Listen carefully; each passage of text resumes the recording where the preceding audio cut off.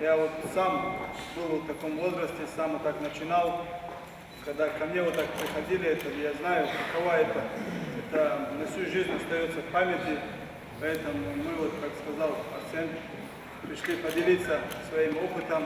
Мастер-класс начинается с выступления двукратного олимпийского чемпиона Абдулрашида Садулаева, который делится своим опытом и секретами успеха. В разминке к собрату по спортивному Олимпу присоединяется Арсен Джулфалакян, серебряный призер Олимпийских игр по греко-римской борьбе. Спортсмены приступили к разминке.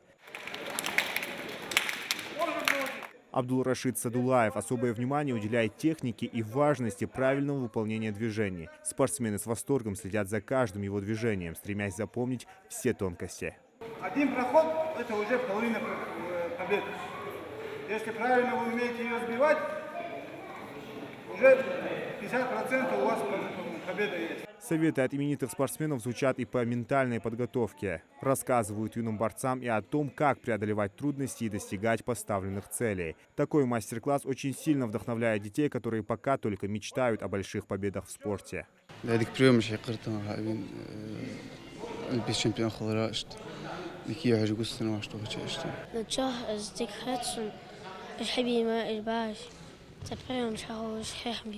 Урок от чемпионов никак не мог пропустить Асланбек Костоев, победитель первенства мира по греко-римской борьбе. 17-летний юноша мечтает об олимпийском золоте и для достижения этой цели выкладывается на тренировках по максимуму. Сегодня ему выпала уникальная возможность не только лично познакомиться с олимпийцами, но и получить бесценные советы. Я их никогда не видел, но всегда восхищался ими.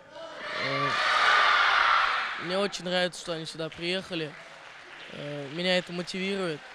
Иншаллах, хочу выиграть Олимпийские игры. Именитые спортсмены – почетные гости на турнире по ММА первой национальной бойцовской лиги. Президент лиги Гилани Калиматов уверен, для начинающих ингушских борцов такой мастер-класс – лучший заряд мотивации.